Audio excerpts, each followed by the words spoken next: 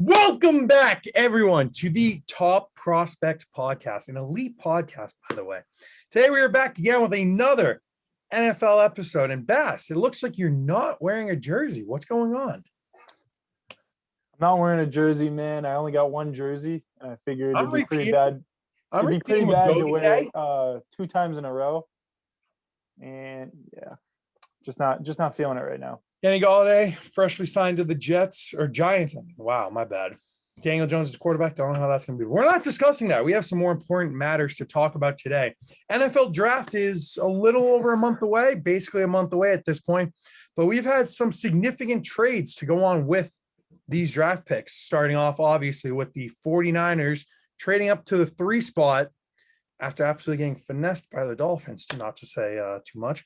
But the Dolphins will be trading back in this draft, and also they did trade back up with the Eagles. But we're going to start with the 49ers and Dolphins trade. What does this mean for the futures of both Tua Tagovailoa and Jimmy Garoppolo? We're going to start with 49ers expert and fan, Jacob Bassett. Let's hear what you have to say. All right. So when you look at the Dolphins and 49ers trade, it hurts to say, but if you just look at it, it does look like the 49ers got finessed because they gave up. They did. They essentially swapped first rounds this year. They gave them a 3rd round this year and then 2 future firsts. That looks like an absolute finesse for the number 3 pick. But I can live with it as a fan of the 49ers if it means we get our franchise quarterback. Now, a report also came out that the Eagles were only trying to trade up to the 3rd pick if they could get Zach Wilson. So it kind of feels like Zach Wilson is going to go to the Jets because we all can assume Trevor Lawrence is going to the Jaguars. So it feels like an either Trey Lance or Justin Fields, whoever they think is better for the 49ers. And I'd love to see Justin Fields in a 49ers uniform, but we all know how Ohio State quarterbacks have been. And Trey Lance also looks pretty solid. He's just a huge question mark because of his playing time in college. But it looks, if we can get our franchise quarterback, then I'm happy with giving up all those picks. Now for the Dolphins, it really shows that they have confidence and are trusting Tua, that they're trading out of a top 3 pick and that they don't want to go quarterback, and they feel that they have a good enough team around them to get future picks and move back into the draft, but then also later move forward in the draft. Koss, we'll go to you next. What are your trades? I agree with Bass. I think the whole world was shocked when even George Kittle was not expecting them to trade up for the number 3 pick. I think whenever a coach says that their current quarterback is their guy, that means the complete opposite. Because in past years, coaches have said that their quarterback is their guy, and then something happens, and they end up getting traded, or they're not the starter anymore. And with the whole Tua thing, like a 3 pick, that's especially for that team, some players were unsure about Tua. The organization had some questions about him because he hasn't really proved himself, and he did struggle a lot in his rookie year. So this kind of shows that Tua is most definitely the starter, unless if something happens with Jacoby Brissett. But Tua's future right now is looking pretty decent. And if I was Jimmy Garoppolo, I would be very, very worried. But, with the Eagles saying that they're unsure about Jalen Hurts is going to ruin his confidence, at least in my opinion, because, they got rid of Carson Wentz. It was pretty certain that he would probably be a starter. And then, they traded up, right? Who? The Eagles? Did they trade up? No, the Eagles traded back. Oh, my God. Okay. But then went on to say that they were unsure about Hurts. Okay, so, yes, I think it'll ruin his confidence since they are unsure about him.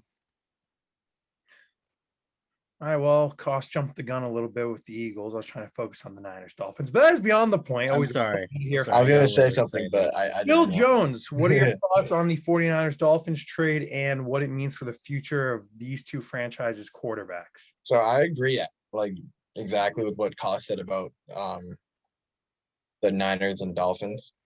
Um, Tua is like I think Tua's good. Obviously, last year he didn't have like the best year of his career, I'd say, or the best year that he's gonna have in his career. But I think he's a promising quarterback, but I don't think he's like their main, like the guy that like the Dolphins want to take them to like a Super Bowl per se. Um, yeah. So the Niners, I think Tua is safe though, but not I don't think for long. But with the Niners, I think Jimmy Garoppolo's his days as a starter are probably over. They had in that Super Bowl run they had what 2 years ago. Um, Jimmy Garoppolo, he played solid. He didn't play like amazing. He didn't play terrible. He played solid. But if they had a more, I don't want to say compatible quarterback, but like a quarterback with like say like more talent or something, like more like Just a of a better bunch of things, quarterback. someone that can actually complete a pass, a wide open touchdown, and not overthrow it 5 yards. Sorry, Bass. Um, if they had someone like that, um, I feel like they'd be Super Bowl champs right there. So I think definitely Jimmy Garoppolo's, I guess, future as a starter on the 49ers is in jeopardy. And I think with the number 3 pick, they're going to draft. I, I don't know. I don't think Justin Fields is going to be that good. Bold prediction right there. I don't think he's going to be that good. Justin Fields in the NFL. I don't think so. But yeah, I don't know who they're going to take. Trey Lance, Zach Wilson. I don't know who they're going to take. But yeah, I think Jimmy Garoppolo is definitely his starting career is in jeopardy. Yeah, I think what these trades kind of prove is that they're ready to move on from Jimmy G. Obviously, this is a very strong quarterback class, and you don't trade up in this draft to not get a quarterback, I feel. Especially number 3 with all the Yeah, if quarterbacks. you're trading up there, that means you're after a guy. And I think people are starting to lean towards the Jets are going to take a Zach Wilson. That seems to be like what I'm seeing a lot of as far as mock drafts, as far as analysis, like putting it that the Jets are going to commit to Zach Wilson. And that kind of puts the 49ers in a position of, do we want to trade up? How do I word this? There was some question marks as to whether a quarterback would go number 2 dating back a month or 2 ago.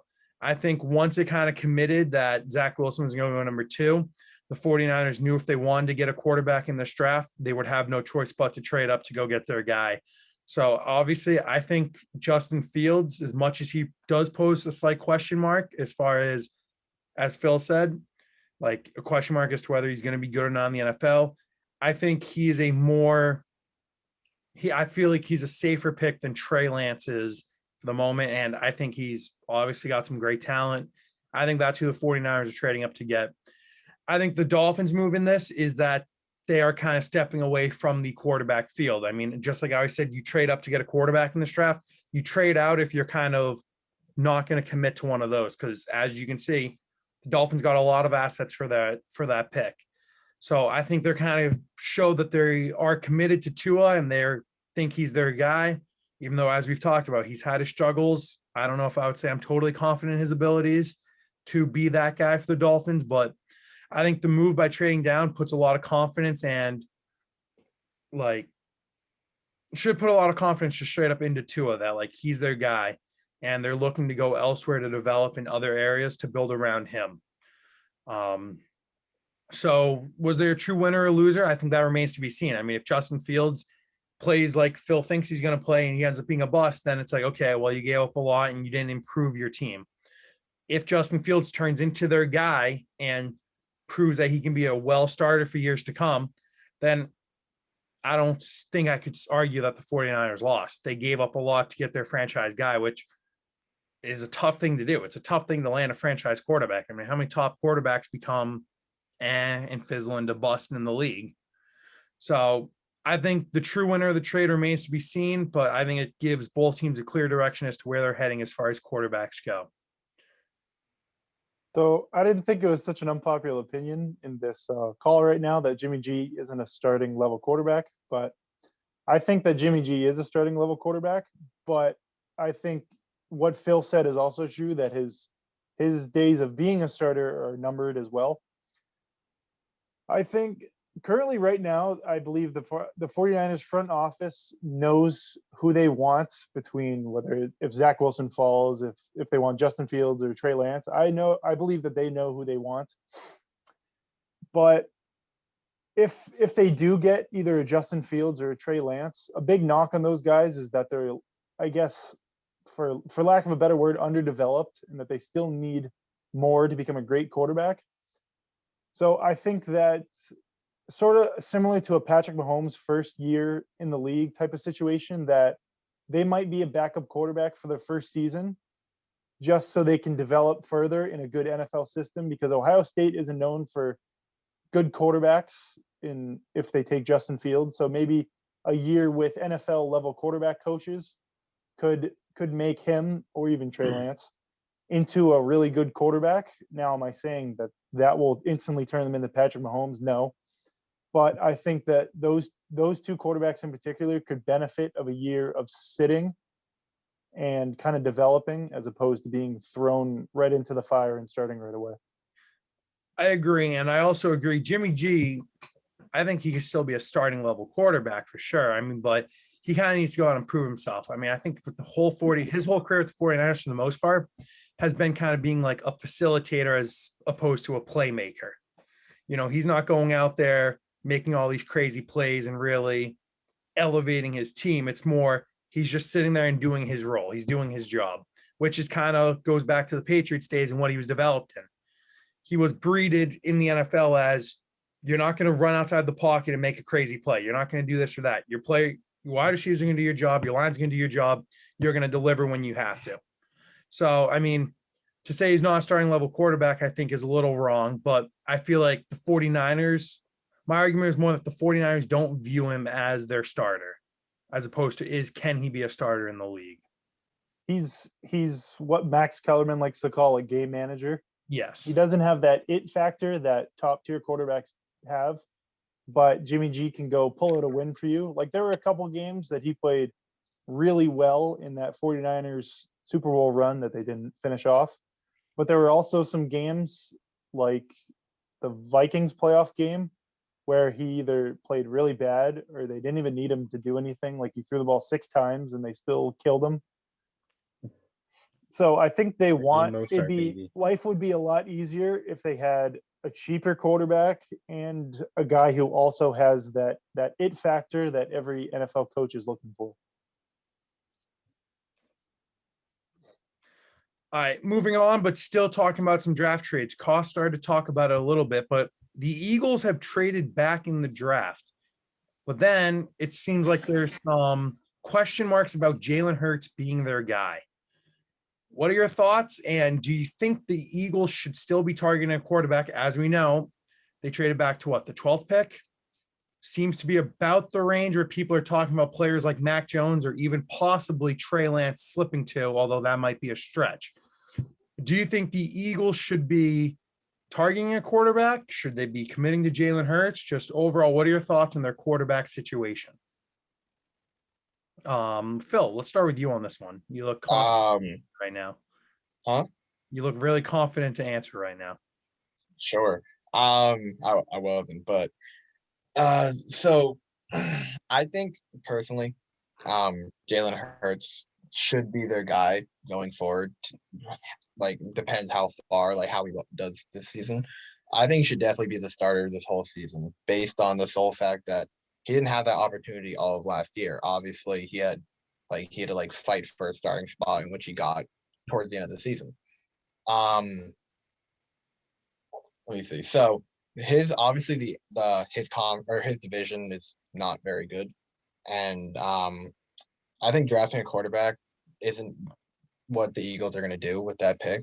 I think they're going to draft, say, like, I don't know, like a wide receiver, obviously, because the wide receivers are trash, or like just something else besides a quarterback, because Jalen Hurts has proven both games he started that he can win games or compete in a bunch of games. And say they target like Mac Jones, who's like the number one quarterback at that time, or whoever. That's just I don't know. That's just not going to look good for their franchise, having two young quarterbacks who are basically like both starter quality like quarterbacks. Yeah, so personally, like I don't think like they should really draft a quarterback. But all the Eagles have to do is go like 2 games above 500 to win their division. Like their division's not good. They're, like no one really made like any significant moves. Like Washington signed what's his name, Fitzpatrick to be the starting quarterback. The Giants got Galladay and a healthy Saquon, which they will be dangerous. They also made defensive moves. So and obviously the Cowboys have a healthy Dak back. But their conference is so just not, or sorry, their division is just not like overwhelmingly good that they can win like 9 or 10 games and still win the conference or win the division, which I think they can do. So I think Jalen Hurts should stay as a starting quarterback, and they should draft like a wide receiver or anything else that's a quarterback. Cost, let's hear your thoughts on this. All right. Yeah, I'm sorry about before. I got a little carried away. I got a little excited. This is my personal favorite topic. But there's rumors that like the organization isn't like fully confident in him, but then they trade back. So I feel like, especially in this draft, I feel like when you have like the Falcons are probably going to go QB, at least in my opinion. So if they're sliding back to 12, I agree with Phil. I think they should go for a wide receiver because their receivers aren't very good.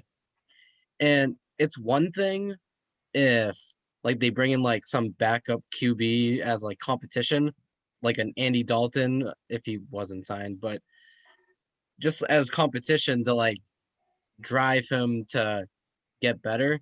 Because his rookie season obviously wasn't perfect. His completion percentage was like 55%. It was pretty low. But he's still very young. He still has a lot of time to grow. And I think Jalen Hurts should be the starter. And yeah. Bass, any thoughts on this? All right. So Jalen Hurts is by far the best quarterback on the Eagles right now. But don't get it twisted. Jalen Hurts is not a good quarterback. Yes, that was a great win against the Saints. Jalen Hurts is not a good quarterback. There are tons of clips of him missing easy throws. And the Eagles O-line, who let Carson Wentz get sacked to hell, somehow was able to protect Jalen Hurts. I think that is very fluky, and that's not going to happen again. Jalen Hurts, in my opinion, is not a good quarterback. And the Eagles decide to trade down when they shouldn't draft a quarterback this year. They should let Jalen Hurts play and prove people that say he's bad wrong. I'd love to be wrong about him. Yes, Phil. Stop. No, you're messing up the cameras. Stop. Can I what's it called? Can I talk about that statement that you just made about Jalen Hurts? Yes. Wow, he muted him. All right. Anyway, Jesus. So you're saying Jalen Hurts isn't a good quarterback, but you just said that so you said their line wasn't good, right? The Eagles O-line. They allowed Carson Wentz to get sacked a bunch of times. Yes. And then you went on to say that they somehow protected Jalen Hurts. No, I don't think they're going to protect Jalen Hurts like they did for the time that he started. I think that's very fluky. Okay, and also you said there's a bunch of clips of him missing a bunch of wide open passes. Yes. You know, there's a bunch with like Josh Allen also. Have you seen all the Josh Allen ones? Have you seen a bunch of say like Deshaun Watson ones? Every quarterback has that, and he's literally started 2 games or 3 games in his whole career. So calling him a bad quarterback, I think is just kind of like a hating move because a bunch of young quarterbacks have like games like that. Like obviously, like this dude's proven in college that he played for Alabama and Oklahoma, and he won. I don't know how many championships. 1, 2, I don't know. but he's proven that he's a good Bench his one quarterback. championship, remember. He was down to Georgia, down real bad, and Tua bailed him out. Who also I has do remember proven that. that That you argument, don't think he's a good quarterback. Bass, I'm going to second your opinion, kind of. I agree. I don't think he's nearly as good as people gassed up his season to be. He just wasn't. But can he be good? Yes, for sure. I think he can develop into a pretty good quarterback, but I don't think it's fair to say he's a good quarterback. He deserves this. He deserves that. I mean, yeah, he showed some glimpses of being good, but he also showed a lot of glimpses of not being good. And part of it's also, do the Eagles have much around him that allow him to be his potential? I think he is a question mark, and a lot needs to be shown and proven of him. I don't think they should draft a quarterback this year. I think the trade back kind of seems like they're not drafting quarterback, and Jalen Hurts is going to get his chance. I think the question marks about Jalen Hurts and being unsure goes back to they don't know what he's going to be. I think he's going to be given the chance, but they don't know what he's going to turn out to be. So, Phil, I think calling him good's jumping the gun. I think calling him bad's kind of jumping the gun. I feel like he's just so in the middle. But if I had to choose right now, was he good or bad last year? I would say he was not good. He was bad. All right. He was a bad quarterback last year, but he can improve. I'm going to finish what I was going to say. So, Jalen Hurts did not play much, still has plenty of time to improve. And yes, it was his rookie season. The Eagles front office is terrible, and I think trading back is a really bad move. So I know they wanted Zach Wilson, and they wanted to trade up for him, but at 6, you can still get a Kyle Pitts, maybe a Devontae Smith, or a Jalen Waddle, or some kind of playmaker that's going to be insane, or Jamar Chase. That's what I meant, not Devontae Smith. Some kind of playmaker that's going to help improve the development of Jalen Hurts to make him look even better. And you trade back to 12. I don't know. I don't really understand that. Now you definitely can't get a Jamar Chase. You might be able to get a Kyle Pitts. I'm not sure. And then you might be able to get a Jalen Waddle, but those are all huge question marks when those could have been certain at number 6. And I think that and they're already not good drafters either. Like, they've proven that they've taken JJ Arcega-Whiteside and a Jalen Reagor. Yikes. And like, they could have shored up a good receiver for their quarterback. Like, they never were able to shore up a good receiver for Carson Wentz, which is also why he wasn't that good. So they could have actually chosen to help their quarterback instead of hurt him, like they did with Carson Wentz in the draft, but they chose to draft back. I just don't understand that move when they could have helped their quarterback to make him better than what he was last season. Does anyone know what they received with that trade by trading back? I can look that up right now. My initial thoughts is that, because obviously there's speculation that they were going to go after quarterback. As far as having a number 6, obviously you have a decent chance of landing one of them, one of the big 4 names we've heard. But anyway, I feel like trading back just pretty much is withdrawing them from the quarterback conversation, and they were going to see if 100%. they can get more to go with whatever they're going to get at 12. But I'm honestly not too sure of the details of the trade. So they traded number 6 and number 156 to the Dolphins in exchange for 12, 123, and a 22 first-round pick. So they traded back in round So 1. Trade I up believe it's around, what's that, the 5-ish? Eagles traded away a first and a 4th, I think, for a first this year, a 3rd, I believe, I'm not sure, and a first-round pick in the future. Okay, so yeah, basically they moved back in the first round to move up in a later round by about 30 picks, by basically a whole round, and they get a future pick. So, I mean, yeah, I feel like them trading back was kind of just their notion to say, we're not going to go after quarterback, and let's trade out of the spot and see what we can get.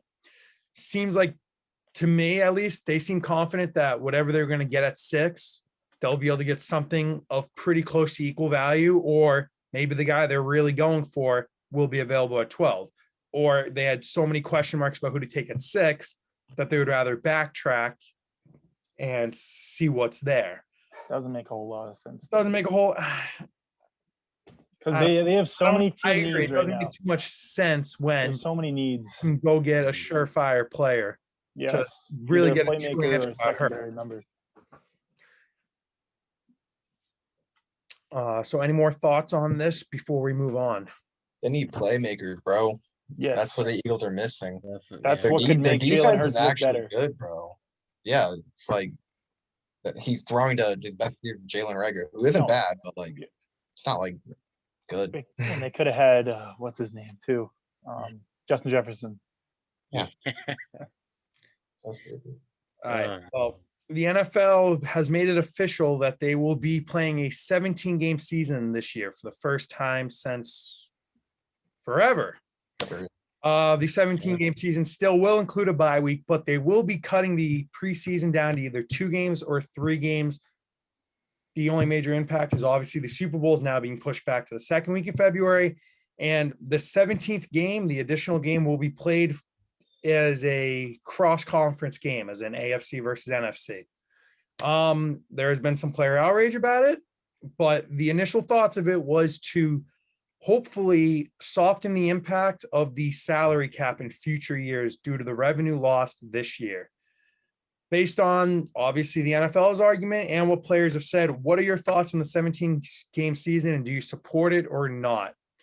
I don't know who has not started. I think I'm going to go with Cost to start on this one. So does that mean they're only doing this for 1 year, or are they just going to do it for like years to come? They have not officially made it, whether it's going to be future or not. My guess Probably until the is out this year. CBA is up. True.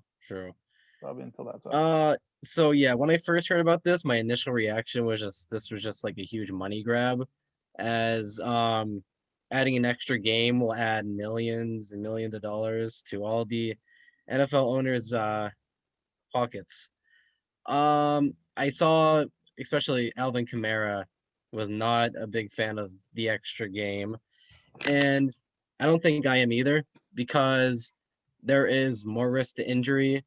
It could affect the players, and I don't know. I just feel like what's wrong with the normal schedule that they have been doing. Like, yes, they've lost money because of COVID and everything, but I just feel like adding an extra game is just like completely random and doesn't really like. I mean, I can see why they did it because of the money, but like other than that, like what other benefits are there?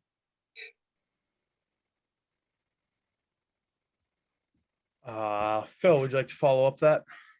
So I think this is a classic situation of this is a W for the fans, but an L for players. So like you said, Cost, they lost a bunch of money due to COVID, but what it's like you said 2 or 3 preseason games they're having, and then like 17 regular season games, and then the Super Bowl's getting pushed back.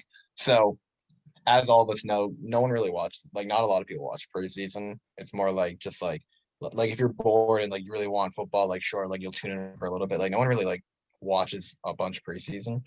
So I think them shortening it and like having like adding an extra game to the regular season is gonna help boost their ratings, get them more money. Like this is basically like the NFL like just wanting money. That's what I think personally why they added this is for money reasons. Like obviously like they know the players aren't gonna like this because like it's another week and like their body's gonna start deteriorating and they're gonna be tired for the playoffs. But like yeah, like I said, like the NFL wants money. They lost a bunch of COVID, and personally for me, like I said, as a fan, like fans love it. Like I like it because obviously like, I love watching football. Like and like having it like cross conference like that could be cool because like say like 2 teams are fighting for a playoff spot and like they both need to win and like they're playing each other. Like that could make like the NFL season like that. It can make it like fun. So yeah. So like I said, this is like a money situation. NFL wants money, and yeah, I personally like it. Bash, your thoughts on the situation? You guys are completely right. This is just an absolute cash grab, but it's one that kind of had to be done because obviously the NFL lost a lot of money without fans being there last season with COVID and all. And then who knows what fan attendance is going to be like for this upcoming season. And the salary cap went down for this season, and then we've heard that it's expected to go down next season as well. So you kind of had to add this extra game to kind of increase money, because when the salary cap decreases, that means the league is losing money, because a percentage of sales go towards the salary cap. That's kind of how that works. So this kind of had to be done, especially if players wanted like those bigger contracts when they're free agents and stuff, because that can't happen if the salary cap is lower, because more guys are going to have to get cut like they were this year. But it totally sucks. It sucks for injuries. Like, more injuries are likely to happen when you play another game. More guys are going to be tired going into the playoffs. And then it also sucks for those end of roster kind of guys that are just trying to make a team and trying to showcase during the preseason. Because when you take away a preseason game, you take away opportunities for a guy to go and show a team that he's NFL caliber and that he can go make it. So it kind of hurts players, and then it makes those decisions tougher for the front office.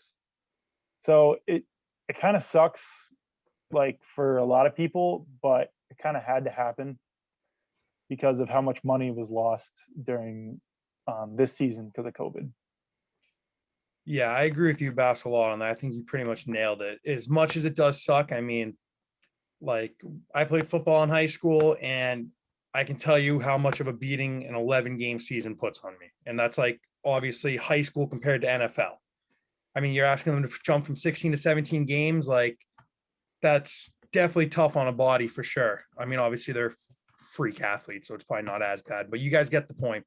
But to put the salary cap thing also into perspective, is the salary cap this year was 193 million. And next year, I might have messed that up, but no. And next year is projected to be at about 170 million. The goal with adding the 17th game, it's going to be below that. With the 17th game, they're hoping to soften that impact to the point of it will not dip below 175 at all. They're trying to make sure it stays above that mark, because obviously it fluctuates year to year, but they know it's going to be big this year. So I think it just needs to be done. And I understand the players' frustration. I mean, they don't want to get hurt, especially if they're a playoff team. They want to make sure they're healthy for the playoffs. They don't want another game to be like, oh, now we're going to sit out because we don't want to get hurt.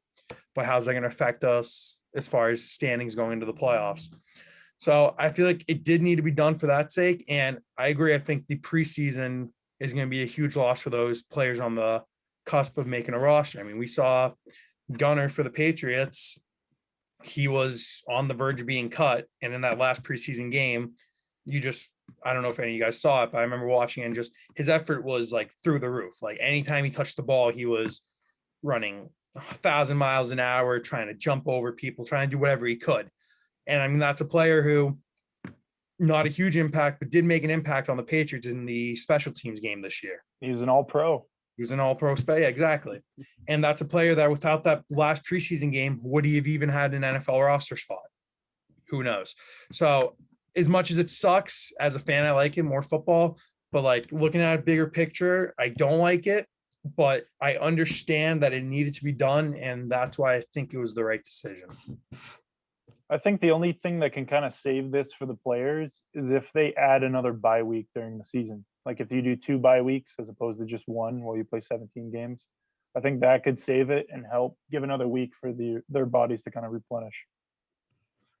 I agree. It's just whether that would happen or not. Yeah. Obviously, at least for this year, it doesn't seem like it's going to happen. Maybe that would be the only upside for the players, is if they implemented that. Any other thoughts on the 17-game season? More football for all of us. Nothing. Okay, so we're going to wrap this up talking about my 2 fathers. Great. Koss has him too. And even Bass is giving him some honor with that one. The Tampa Bay Buccaneers, obviously defending Super Bowl champions, will be returning all 22 starters for this upcoming season. What do you guys think this means as far as their chances to repeat? Does it make them a favorite? Does it not? What moves you'd like them to see? Anything about the Bucs returning all 22 starters? What are your thoughts on it? And Phil, you start with this one, buddy. So obviously last year they dominated basically everyone. And the fact that they brought all 22 back basically like makes them heavy favorites again to repeat. I just like they dominated the Chiefs in the Super Bowl, which I didn't think anyone could like really do, but they literally picked them apart and dominated them. So, and the fact that they literally have all 22 back is like, like obviously the NFC like has like they got tougher and like they have a bunch of healthy teams, but I as of right now I cannot see anyone beating the Tampa Bay Buccaneers in the playoffs. Can it happen? Yes. Don't get me wrong. Like it can happen. Like a team like say like San Fran, Seattle, like someone like I think like one of them in the NFC. Yes, they can beat them, but it's going to be very hard because that team's just too talented, and the fact they have everyone back just makes it even better. So yeah, I just think like how many wins they're gonna get. I think they're gonna get like 12, 13 wins personally on the year, which will I don't know if that'll be like the number one seed because they'll probably have to battle with like a team like the Packers for say. But yeah, like the Buccaneers just they're like it's not really much for me to say about them. Like I just think they're gonna repeat. Cost, would you like to follow it up? You seem to have some nice facial reactions. Well, getting all of your starters back, especially after winning a Super Bowl, is huge, especially with like Chris Godwin was kind of a question mark as if he like might have left. But the thing is, the beginning of last season, Tom Brady struggled because, like new team and Gronk wasn't really doing anything. But as the season went on, like they got way better. The chemistry was definitely getting like improving. And they only won like 11-5 wild card and went all the way to the Super Bowl and won. So I think their record will definitely be better, and I think they could definitely repeat. I don't like they're like underdogs for against the Packers and still won. I think Chiefs were favored for the Super Bowl, right? Yeah, Yes. by 3. Yeah, and the Buccaneers won that. So I feel like they're definitely favorites to win. I could definitely see them repeating in the next Super Bowl. Bass, your thoughts? I think they have to be at the very least NFC favorites right now because a lot of the teams in the NFC haven't really like a lot of the top teams haven't really gotten better. Like the Saints lost Drew Brees. There's friction in the Seattle locker room, like specifically with Russell Wilson, and the Packers only have really re-signed Aaron Jones. They haven't made any moves so far to improve their team. The Rams went out and got Stafford, but we don't know how well that's going to do. Like I'd love for that team to be well and for Stafford to do well, but we truly don't know how that's going to go. The 49ers are getting all their guys back, but we don't know if they're going to be as good as they were a couple seasons ago and if everyone's going to be up to that level again after injuries. And then the NFC East is a division that's gotten better, but it's not hard to get better when all 4 of those teams really weren't that good. So I think at the very least they're NFC favorites, and then on paper their roster is still loaded. Yeah, I mean, I feel like you guys kind of hit all the main points, but the one I would want to bring more attention to is Lily Costas' point. And the fact that they struggled early, I mean, obviously the preseason was a shit show because of COVID and what they could and couldn't do. But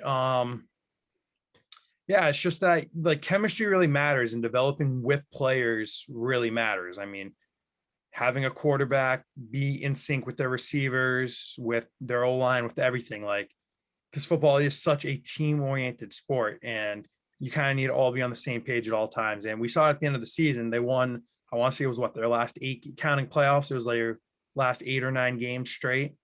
Something Like, like that. Yeah. They really They went got on a it huge together run. late. So, I mean, the fact that you're bringing everyone back is, I mean, huge because you don't have to worry about changing parts. And also, correct me if I'm wrong, I'm pretty sure it's like really rare to return all 22 starters, especially after a Super Bowl season. I mean, you have so many moving parts in the NFL all the time. I mean, did Brady's Patriots ever return all 22 starters after a Super Bowl? Probably I not. don't think it's I feel like it just doesn't happen.